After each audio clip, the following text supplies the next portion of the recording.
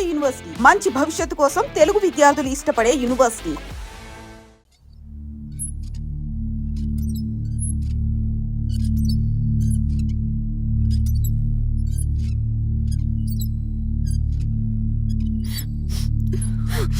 జానకి ఇంకెక్కడుంది?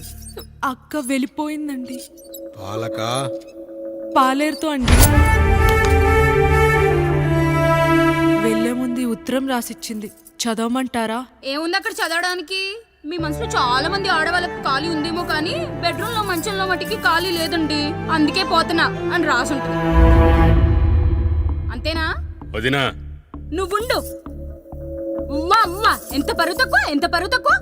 ఎవరి గదులో తలుపులేసుకోమని కేకలేశారు, మరిదిగారు చెయ్యేశారని తరిమేశారు. పరువు ప్రతిష్ట మన ఇంటికేసిన సొన్నం అన్నారు. తీరా చూస్తే పని మంచితో సరసం, సంతానం.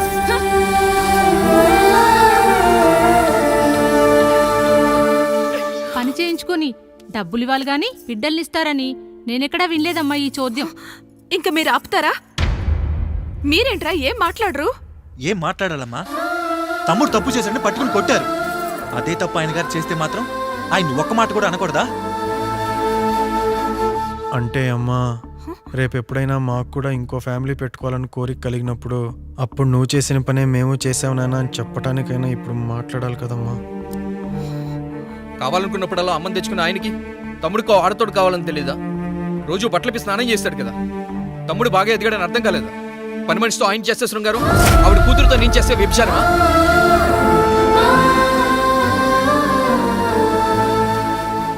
మాట్లాడవేంట్రా కాముడు? నువ్వు కూడా నా చొక్కా పట్టుకొని అడగరా? బాబుగారు అడగరా? అడుగు. నా భార్యకు పుట్టిన బిడ్డ నీ పోలికలతో పుట్టాడు, ఏం చేసావని అడగరా? బాబుగారు అడుగు. ఏమడగమంటారు బాబుగారు? నాకు మీ తమ్ముళ్ళకున్నంత జ్ఞానం లేదు. మా ఇంట్లో ఉండేది నలుగురు, కానీ బాత్రూంలో ఉండేది సబ్బు బిళ్ళ ఒక్కటే. నేను స్నానం చేసిన తర్వాత నా భార్య కూడా ఆ సబ్బుతోనే స్నానం చేస్తుంది. నా భార్య ముట్టుకుందని సబ్బు బిళ్ళ మీద కోపడతామా? ఆ బిళ్ళ కరిగే వరకు, మా మురికి వదిలే వరకు మీరేనయ్యా మా సబ్బు బిళ్ళ. మీ గేదెల్ని కడిగితే తప్పులేని నా పిల్లాని చేతులు మిమ్మల్ని ముట్టుకుంటే మాత్రం తప్పుంటున్నారే. వీళ్ళ ఉద్దేశంలో మీరు మీరు పశువు కంటే హీనమనా? ఏమిటి అన్యాయం? నా వరకు ఆ బిడ్డ నా దేవుడిచ్చిన ప్రసాదం. అది పూజారి ఇచ్చాడా ఇంకోటి ఇచ్చాడా నాకు అనవసరం.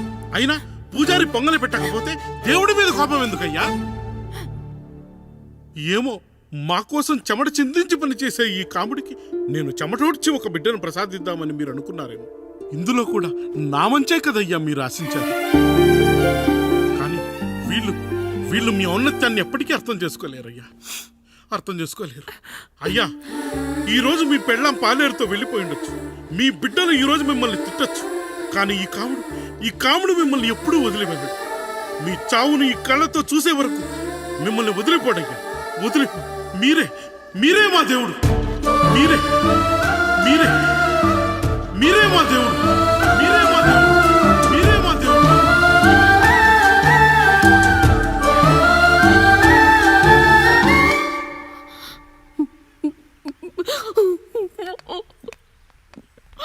చిన్నయ్య కాఫీ. చిన్నయ్య కాదు, చిన్నోడు. నేను మీ అక్క కొడుకును. నువ్వెందుకు ఏడుస్తున్నావమ్మా? చిన్నోడా, పెద్దయ్య గురించి అలా మాట్లాడకయ్యా. పెద్ద మనిషి, డబ్బుంటే గుడి కట్టాలి, బడి కట్టాలి. వెళ్ళిన చోటల్లా కనిపించిన దానికల్లా బిడ్డలు నెచ్చుకుంటూ పోరు. ప్రతి ఊళ్ళో చెట్లు నాటించడానికి వాడేమన్నా అశోకుడా? గుప్పెడంత ఉల్లిని కోస్తేనే కన్నీళ్ళు వస్తాయి. బారెడంత నా తల్లి మనస్సు కోసాడు. వాడి కన్నీళ్లు కాదు, రక్తం రావాలి, వచ్చేలా చేస్తా. మనల్ని ఇంతగా మోసం చేసిన వాడికి ఆస్తి 3 పిల్లలు, నీకు మాత్రం పేదరికం ఒక్కడే. వద్దు చిన్నయ్య, వద్దు చిన్నయ్య.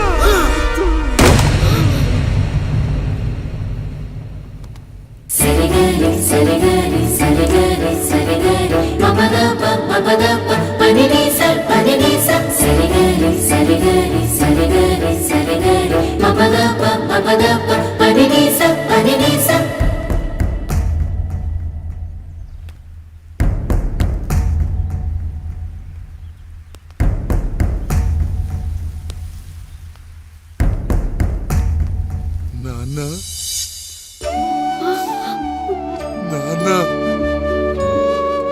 బాబు గారు బాబు గారు కాదు నాన్న, నేను నీ బాబు నాన్న. మీరు మా పెద్దయ్య బిడ్డ కదయ్యా. కష్టపడి రైతు దుక్కి దున్ని కోత కోస్తే విత్తనాల ఫ్యాక్టరీ వాడొచ్చి ఈ పంట నాది అంటే ఒప్పుకుంటావా నాన్న? ఈ భూమి నీది, ఈ పంట నీది. నేను నీ బిడ్డను నాన్న, నీ బిడ్డను. కానీ ఆ రూపం, ఈ ముఖం ఒక్కడే వాడిది నాన్న. కింద బాడి చూడు, ఇద్దరం ఒకేలా లేవు. నేను నీ బిడ్డను నాన్న. బాబు నాన్న, బాబు నాన్న, ఒక్కసారి నన్ను ఎత్తుకో నాన్న.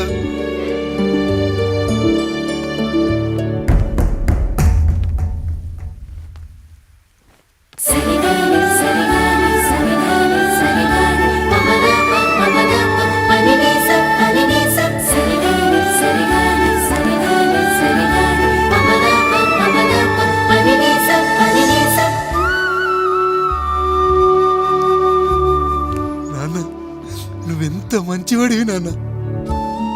ఒకడు వాడిన టూత్ బ్రష్ నే ఎవ్వడూ చేత్తో పట్టుకోడు, అలాంటిది నువ్వు నోట్లో పెట్టుకొని తిరుగుతున్నావు. అమ్మ ఎంత అదృష్టవంతురాలు నాన్న, ఎంత అదృష్టవంతురాలు. చాలు బాబు, ఇది చాలు. చాలదు నాన్న, ఆ రాయుడు లెక్కేంటో తేలుస్తా. మన కుటుంబాన్ని ఇంత క్షోభ పెట్టిన ఆ రాయుడిని వదలనానా, వదలా. వాడంతేదో చూస్తా.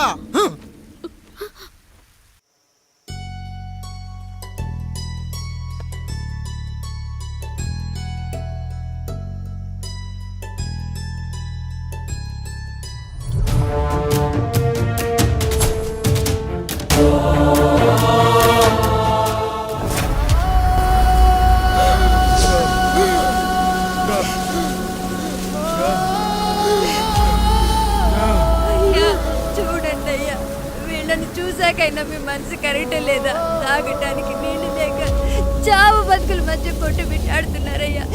పచ్చగా ఉండే ఈ ప్రాంతానికి ఏం దిష్టి తగిలిందో ఏమో. భూమిలోనే కాదు, మా కళ్ళల్లో కూడా నీరు ఇంకిపోయేలా చేశాడా దేవుడు. ఈ గంట మీ చేతుల్లోనే ఉందయ్యా. చూడమ్మా, వర్షాలు లేక కరువుతో రాష్ట్రం కష్టాన్ని కూడా అరువు తెచ్చుకుని బతుకుతుంది. నా కాళ్ళ మీద పడితే ఏమీ రాదు, పైనుండి వర్షం పడాలి. అయ్యా మినిస్టర్ గారు, మీరైనా ఏదో ఒకటి చెయ్యండి అయ్యా. నేనేం చేయనమ్మా, ఇక దేవుడే మిమ్మల్ని కాపాడాలి. ఎవడొస్తాడే మిమ్మల్ని కాపాడడానికి? ఎన్నాళ్ళు అడుగుతారా ఎవడొస్తాడు, ఎప్పుడొస్తాడు, ఎక్కడి నుంచి వస్తాడు అని? పేదవాడికి కష్టం వచ్చినప్పుడల్లా ఇదే మాట. 70 ఏళ్లుగా హీరో రావాల్సి వచ్చినప్పుడల్లా ఇదే మాట. ఇంకా ఎన్నెళ్ళు అడుగుతారా? ఎవడొస్తాడే మిమ్మల్ని కాపాడడానికని మీరు మమ్మల్ని అడగటం, వస్తాడ్రా అని మేము మీకు చెప్పటం. అయినా సరే మళ్ళీ మీకోసం ఇంకోసారి చెప్తున్నాను, వస్తాడు, వస్తాడు. ఆకాశాన్ని చింపుకుంటూ వస్తాడు, నేలను పగలగొట్టుకుంటూ వస్తాడు. ఎవడు? దేవుడు. దేవుడా? రాయికి వరమిచ్చిన రాముడు దేవుడైతే, ద్రౌపదికి చీరిచ్చిన కృష్ణుడు దేవుడైతే, ఈ ఊరికి ఆయనే దేవుడు. ఆ దేవుడికి ఇంకో పేరే రాయుడు. పాపా రాయుడు, పాపా రాయుడు.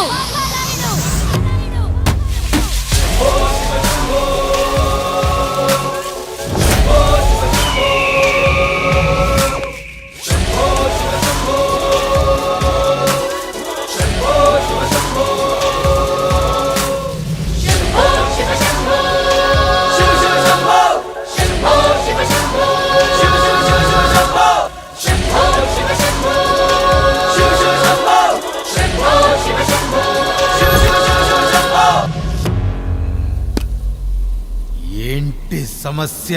అయ్యా, ఊరికి కరువు వచ్చింది. అదిగో ఆ నలుగురు దాహంతో చనిపోతున్నారయ్యా.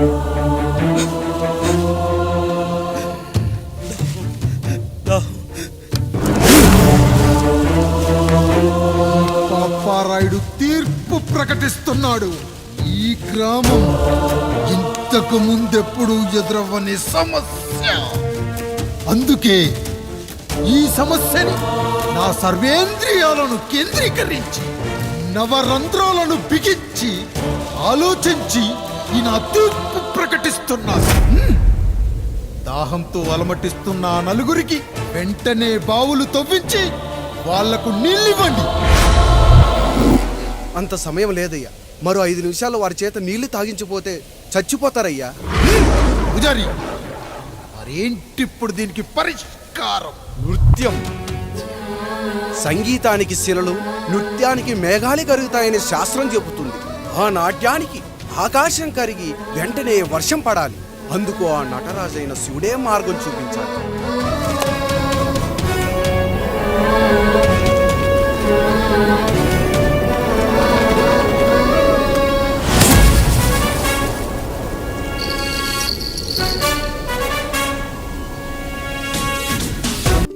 అయ్యా, దేవుడిచ్చిన ప్రసాదం అనుకుని నలుగురిని కన్నాను. 3 పెళ్లి చేయగలిగానయ్యా. ఈ ఊరి ఏమిచ్చినా మీరు తీసుకుంటారు కదయ్యా. ఇది మిగిలిపోయింది. తమరే ఏదో ఒకటి చెయ్యండి అయ్యా.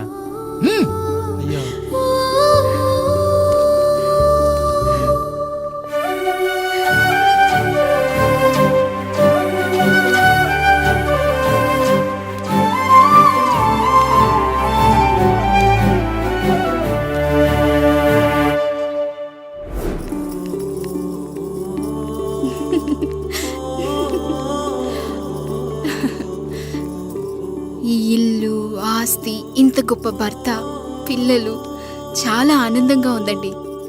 కానీ నాకు ఒకటే లోటు. మన తర్వాత మన పిల్లల్ని చూసుకోవడానికి వీళ్ళకొక అన్నయ్య కావాలండి. అచ్చం మీ పోలికలతో వీళ్ళకొక అన్నయ్యని కందామండి. నువ్వు అడిగితే కాదనగలనా?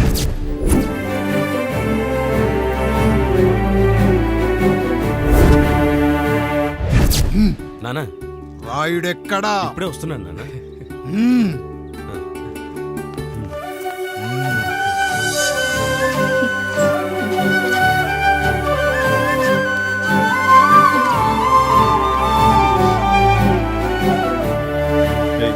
చూడరా, మీ అన్న మీద పగ తీర్చుకోవడానికి నీకు ఇదే సరైన సమయం. పర్లేదంటావా? ఏం పర్వాలేదు. అయ్యా, ఎరా రంగా, ఏం కావాలో అడగరా. నీకంటూ ఏమి ఇవ్వలేదు, నువ్వు ఏమి అడగలేదు. చెప్పరా. మా అన్నకు నాకు పడట్లేదయ్యా. తోడ పుట్టినవాడని చాలా సహించాను. అడ్డమైన దానాలు చేసి ఆస్తి మొత్తం పోగొట్టాడు. ఇప్పుడేం కావాలరా? కొద్దిగా ఈ కత్తి తీసుకొని వాడిని చంపి పెట్టండి అయ్యా.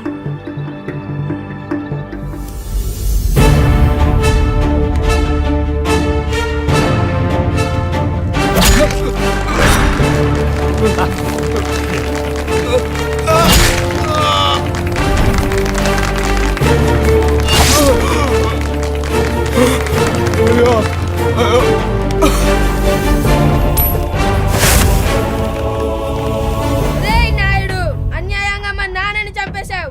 గుర్తుంచుకో, ఈ నాయుడి కొడుకు నీ కుటుంబం పాలిట సైనికుడిగా మారబోతున్నాడు. నిన్ను, నీ కొడుకుని, ఆడికి పుట్టబోయే కొడుకుని, అందరినీ లేపేస్తా.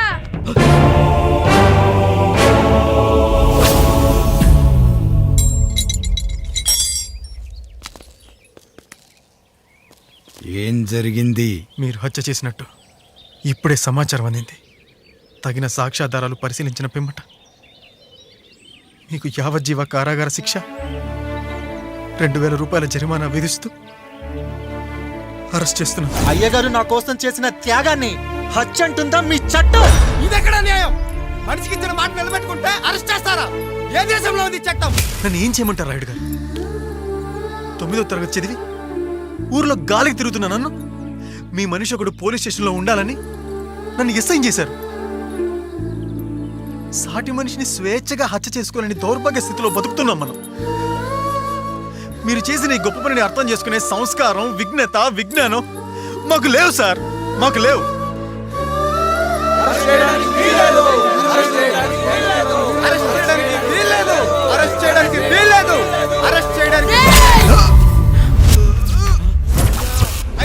నాయుడు గారు,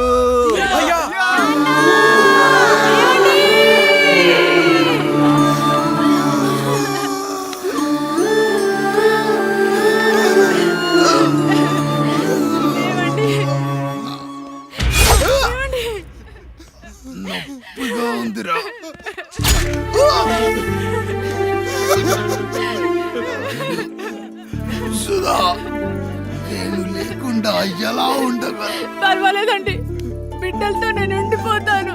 అయ్యో, ఈ పాడు సమాజం నిన్ను మనశ్శాంతిగా బతకనివ్వదు. ఇంతమంది పిల్లల్ని చూసుకుంటూ భర్త లేకుండా ఎలా బతకగలం?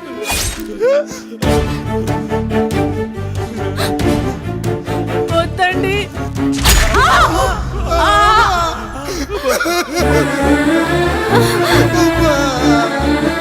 రాయుడు, బిడ్డలు జాగ్రత్త. ఈ రోజు నుంచి వీళ్ళంతా నీ తమ్ముళ్ళు చెల్లెళ్ళు కాదు, నీ బిడ్డలు.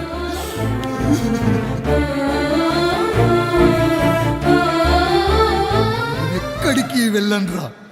నీ కష్టం వస్తే ఒక్కసారి నాన్న అని పిలవరా. ఆ సమాధిలోంచి అయినా లేచొస్తా.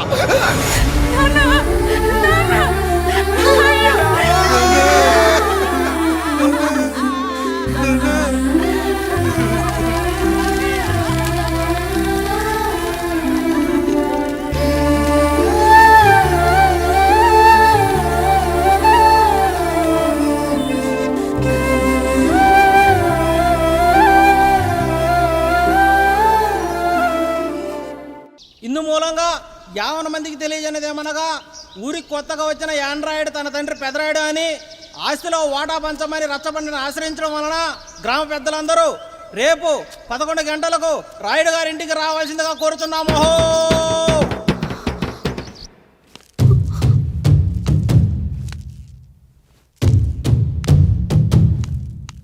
ఎందుకొచ్చారు? తన తాత పాపారాయుడు గారు ఆస్తి తనకు కూడా కావాలంటూ పంచాయతీలో ఫిర్యాదు చేశాడయ్యా.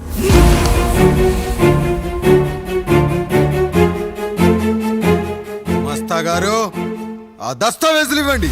అయ్యా, మరి మా సంగతి ఏంటి? అడగరేంటి? అవునన్నయ్య. ఈరోజు మీ పన్మేష్ కొడుకొచ్చాడు, రేపు ఆ పాల్దాన్ కూతురు వస్తుంది. ఇలా వచ్చినోళ్ళంతా మీ సంతానమే అని తెలిసాక, అదిగో ఆ కాముడు చెప్పినట్టు మా ఆయన వాటా కిందో బాత్రూము, నాకో సబ్బు బిల్ల, నా పుట్టబోయే బిడ్డకో బొట్టు బిల్ల, ఇదే మిగులుతుంది. అయినా ఊరి జనాభా కన్నా అన్నయ్య పిల్లల సంఖ్య ఎక్కువైపోతుంది. వాళ్ళందరూ ఇంటి మీదకి వచ్చే లోపు మా ఆస్తి మాకు ఇచ్చేస్తే మా బతుకులు మేము బతికేస్తాంగా. అవునన్నయ్య, మా ఆస్తి మాకు కావాలంతే. ఎవరిని పట్టుకుని ఏం మాట్లాడుతున్నారయ్యా? ఉన్నప్పటి నుంచి ఆయన మిమ్మల్ని సాగుతూ ఉన్నారు. ఈ రోజు పెరిగి పండయ్యాక మా దారి మేము చూసుకుంటా అనడం న్యాయం కాదయ్యా, న్యాయం కాదు. ఏ ఆయన నీకో కొడుకునిచ్చాడా? వాడి పేరేంటి? ఐఫోనా? ఎరా, ఆస్తి కావాలా? 4 బ్రష్లతో తోముకుంటే ఎక్కడ విడిపోతామో అని నా బ్రష్ టూత్ పేస్ట్ నీకు త్యాగం చేసినప్పుడు అప్పుడు అడగాల్సిందిరా, అన్నయ్య ఆస్తి కావాలి అని. ఎరా, నేను వాడిపారేసిన లంగోటాలు మార్చి మార్చి చొక్కాలు చేతిగుడ్డలుగా వాడారే, అప్పుడు అడగాల్సిందిరా, అన్నయ్య ఆస్తి పంచు అని. నువ్వు 6 నెలల పసిగందుగా ఉన్నప్పుడు పాల కోసం ఏడుస్తుంటే నిన్ను తీసుకెళ్లి పశువుల దొడ్లో కట్టేశానే, అప్పుడు అడగాల్సిందిరా, అన్నయ్య నాకు ఆస్తి కావాలి. మా తండ్రి గారు పాపారాయుడు పోలికలు నాకు, నా పోలికలు ఆండ్రాయిడ్కి. అసలు మా కుటుంబంలో ఏ పోలికలు లేని మీకు ఎందుకు ఇవ్వాలరా ఆస్తి? ఆస్తి లేదు, గీస్తి లేదు. Get out, get out, get out, get out, get out, get out అని నేను అనొచ్చు, కానీ అనగలనట్రా? అనలేను. ఎందుకంటే మీరంతా నా తమ్ముళ్ళు, నా చెల్లెళ్ళు. రక్తం తాగిన దోమ కూడా వెళ్ళేటప్పుడు కృతజ్ఞతగా ఏ మలేరియానో టైఫాయిడో వదిలి వెళ్తుంది. కానీ రక్తం పంచుకొని పుట్టిన మీరు ఈ అన్నయ్య కోసం ఆస్తి కూడా వదల్లేకపోతున్నారు కదరా. గుమస్తా గారు, నా యావదాస్తి నా తమ్ముళ్లకు చెల్లెళ్లకు వాళ్ళ పేర్ల మీద రాయండి. నాకు చిల్లి గవ్వ కూడా అక్కర్లేదు. ఇక ఈ ఇంటికి నాకు ఎటువంటి సంబంధం లేదు. లక్ష్మి, సావిత్రి, మీ చీరలు విప్పేయండి. ఇక్కడికి వచ్చేటప్పుడు ఏ చీరలు కట్టుకున్నారో వెళ్ళేటప్పుడు కూడా అదే చీరలు కట్టుకోండి. వెళ్ళిపోదాం. దస్తావేజులు తీసుకురండి.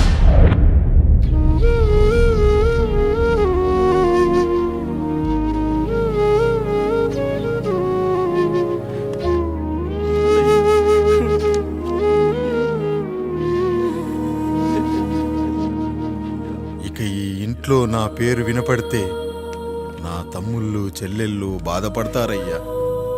ఈ ఇంట్లోనే కాదు, ఈ దస్తావేజులో కూడా నా పేరు ఉండకూడదు. నేను ఇక్కడ సంతకం పెట్టి వీళ్ళ మనసు నొప్పించలేను. అయ్యా మొత్తం వదిలేసి మీరెలా బతుకుతారయ్యా? ఎండకు నీడలా, వర్షానికి గొడుగులా నన్ను ఇన్నాళ్ళు కాపాడింది. కష్టాల్లో సుఖాల్లో నాకు తోడుగా నిలిచింది. నా నిజమైన ఆస్తిని, కుటుంబ గౌరవాన్ని కాపాడింది. ఇదేరా నా ఆస్తి, అంతస్తు. ఇదే మా నాన్నగారిచ్చిన లంగోట.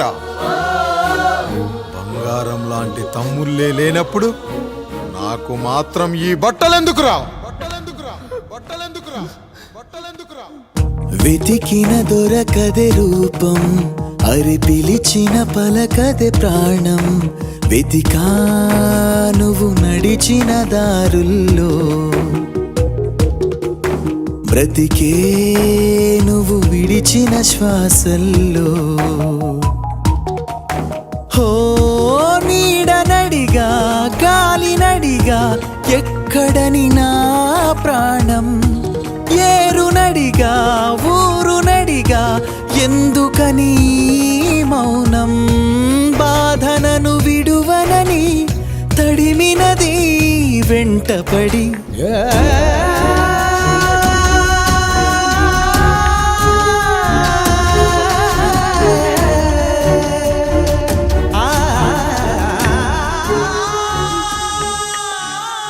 ఏవండి, పప్పులో మీ చెమట పడుతుందండి. ఇడ్లీలో 2 చెంచాల ఉప్పు తగ్గించు లక్ష్మి. ఎలాగో మనం పేదోళ్ళమే కదా, కనీసం ఉప్పు ఖర్చైనా తగ్గుతుందనుకో.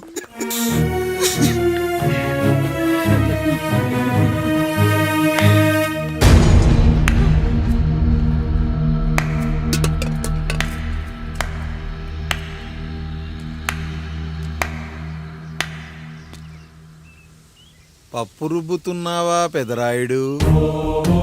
ఎవడికైనా చేసిన పాపం పండుతుంది అంటారు. నీకు మాత్రం అదిగో అలా పిండయింది. అరే రే రే రే రే, చేతి నిండా భార్యలు, ఇంటి నిండా బంధువులు, బీరువా నిండా డబ్బులు, ఊరి నిండా జనాలు. ఏరి ఎక్కడ? ఇంటర్వెల్ ముందు ఇంటర్ చదివే కుర్రాడు ఏదో ఆవేశంగా డైలాగులు చెప్పాడు. సెకండ్ హాఫ్ కు మర్చిపోతాడు అనుకున్నావు కదూ? మర్చిపోవడానికి నువ్వు నాకు ఇచ్చింది అప్పు కాదు, ద్రోహం.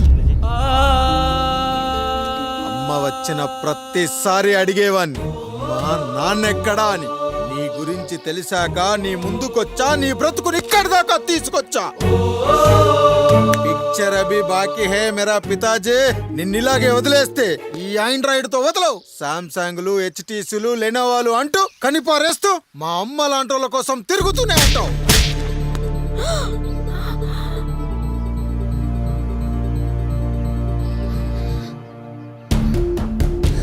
అమ్మా అమ్మా, ఛీ, నన్ను అలా పిలవకురా.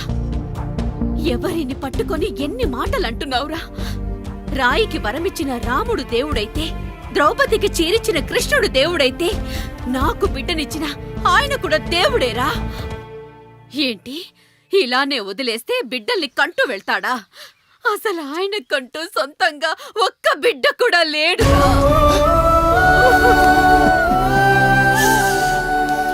అసలు ఏం జరిగిందో తెలుసా? మీరుండండి అయ్యా, ఉండండి. మొదటి భార్యని చేసుకున్నాక పిల్లలు పుట్టలేదని రెండో పెళ్లి చేసుకున్నారు. ఆవిడకి పుట్టలేదు. మూడోసారైనా తగులుతుందనుకున్నాం, తనకే పుట్టలేదు. పిల్లల కోసం పెళ్ళాలని మార్చాడే కాని వాళ్ళని వదిలేయలేదురా. అదిరా మా పెద్దయ్య మనసు. ఆయన దగ్గర బాణం ఉంది కానీ లేదురా, లేదు. అసలు నీ తండ్రి ఎవరో నీకు తెలుసా? తెలుసా? ఇదిగో ఈ కాముడేరా నీ తండ్రి. గేదె నల్లగా ఉన్నంత మాత్రాన పాలు తెల్లగా ఎలా ఉన్నాయనే కదరా నీ ప్రశ్న. దానికి సమాధానం చెప్పాలంటే, ఒక వర్షం కురిసిన రాత్రి నేను 9వ నెల బాలింతగా ఉన్నప్పుడు పండు పండు ఇదిగో ఏమిటండి ఇది? నిద్రలేస్తే నేను, బయటికెళ్తే గంటోడు, పక్కకెళ్తే పాలేరు, ఎప్పుడూ తిరిగే తాయారు. రోజు మమ్మల్ని చూసి చూసి బిడ్డ కూడా జిడ్డు మొహం వేసుకుని పుడతాడేమో అని భయంగా ఉంది. కడుపులో ఉన్నప్పుడు మనం ఎవరి మొహాలైతే చూస్తామో అచ్చం వారి పోలికలతోనే పుడతారంటారు. పొరపాటున నా పోలికలతో పుడితే? అదేంటి కాముడు, నీకేం తక్కువ? జుట్టు ఉండాల్సిన చోట లేకుండా అవసరం లేని చోట విపరీతంగా పెరిగిపోతుంది. ఆ, మనకు పుట్టబోయే బిడ్డ గొప్ప అందగాడై ఉండాలి.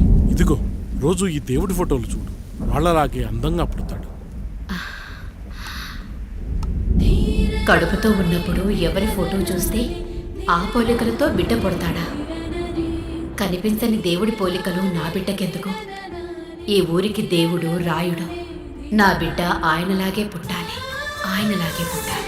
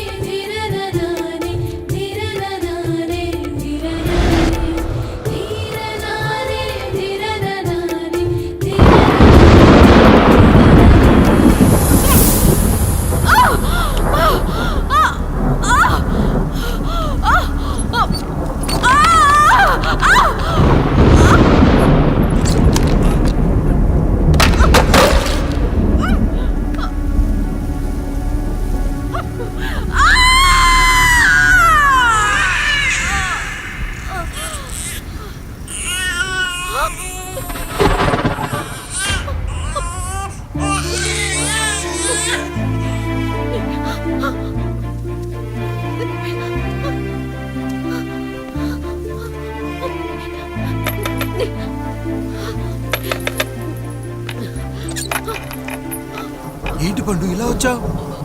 అయ్యా, తప్పు జరిగిపోయింది పెద్దయ్యా. ఏం జరిగింది?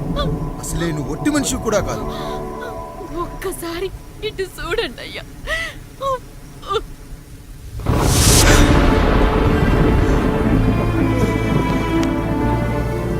వీడేంటి అచ్చం నాలా ఉన్నాడు? అసలేంటి, ఎందుకు ఇలా జరిగింది? నువ్వు ఎప్పుడైనా చీకట్లో పంపు సైడ్ దగ్గరికి వచ్చావా? మరి అమలాపురంలో శివాలయం దగ్గర రత్నాలు నీకేమైనా అమ్మవుతుందా? పిఠాపురంలో పద్మం, రామాపురంలో లక్ష్మి, కాకినాడలో సుజాత. అయ్యో దేవుడా, అసలు ఇదంతా ఎలా జరిగింది పండు? అయ్యా, ఇదంతా కాముడు వల్లే అయ్యా, కాముడు వల్లే. కాముడా? కాముడు కుటుంబానికి నాకు ఏం గుర్తు రావట్లేదే. ఎన్నని గుర్తు పెట్టుకోగలను నేను మాత్రం? అయ్యా, అది కాదయ్యా.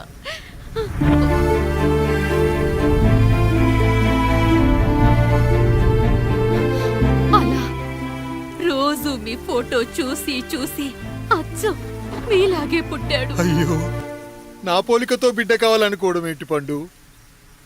నువ్విలా చేయడం ఏంటి పండు? పోలికల కోసం ఫోటోలు ఎందుకు చూసావు పండు? అందుకే కదయ్యా ముందు ఆ డైలాగ్ చెప్పాను, తప్పు జరిగిందని.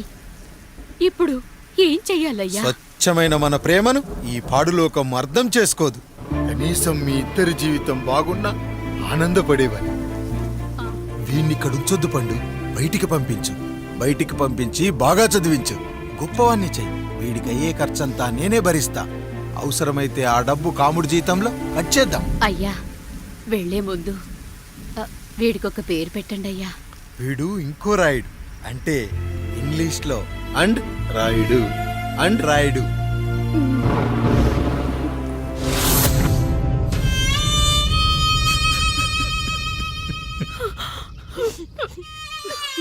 ఇదిరా నీ కథ, నా గతం.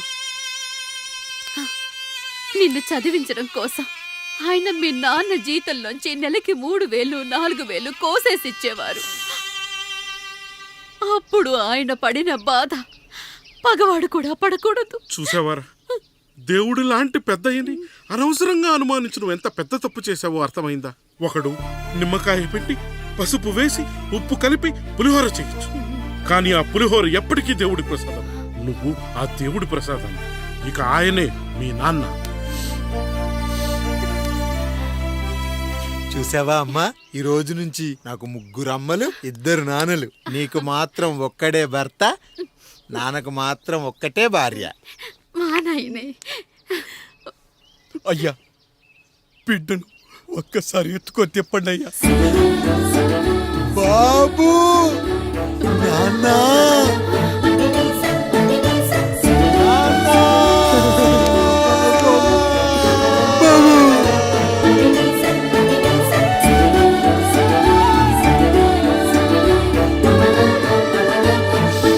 నన్ను క్షమించు నాన్న.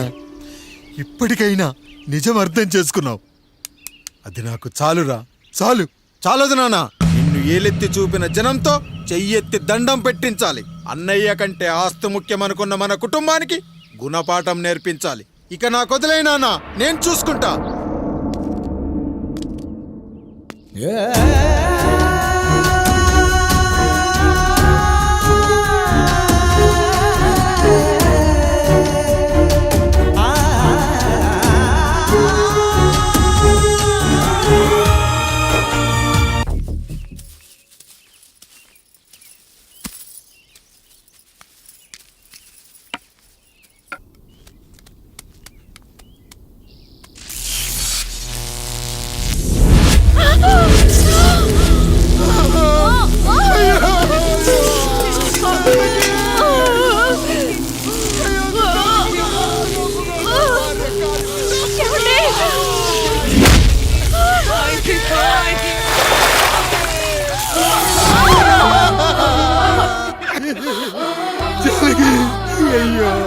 అయ్యో, చచ్చిపోతున్నావా?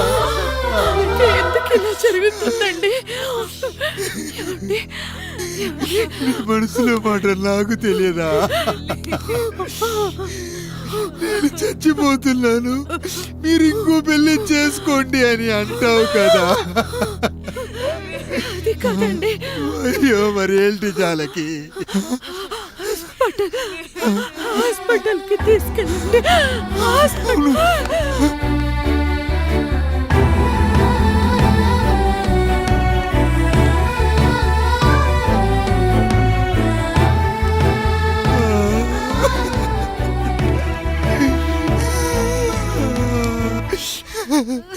జానకి,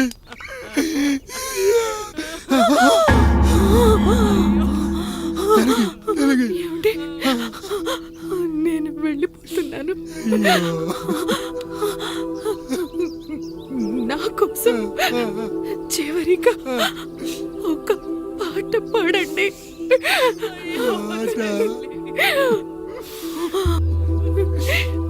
ఎల్లరిని ఏదరికి చేర్చిన సంగ్రామం.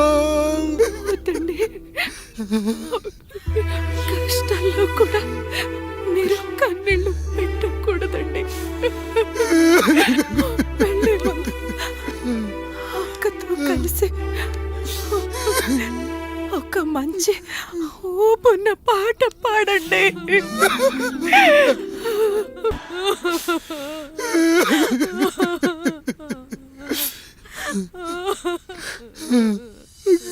భార్య పోయింది, తమ్ముళ్ళు వద్దనుకున్నారు. కుటుంబం, ఊరు, ఆస్తి ఇప్పుడు ఏదీ లేదు. ఇక నేను ఎవరి కోసం బతకాలి? ఏ కరెంటు నా భార్యను పొట్టన పెట్టుకుందో అదే కరెంటు నా చావును కోరుకుంటుందో. నా చావుతో అయినా నా తమ్ముళ్ళు, నా జనం నన్ను అర్థం చేసుకోగలిగితే చాలు. ఉంటాను.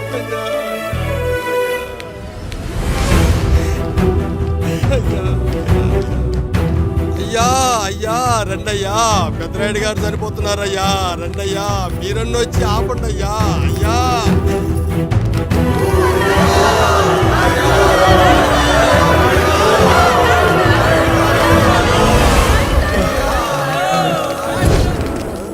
ప్రజల్లారా, నా బిడ్డల్లారా, నా జీవితం మీకే అంకితం. మళ్ళీ జన్మంటూ ఉంటే మీకోసం తిరిగొస్తాను.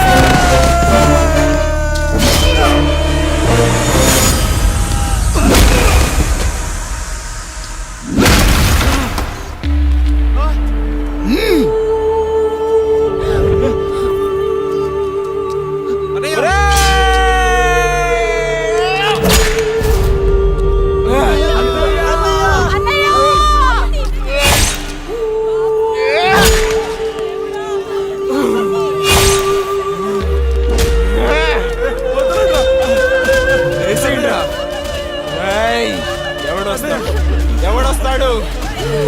నిన్ను కాపాడటానికి ఎవడొస్తాడు? ఏసేంట్రా?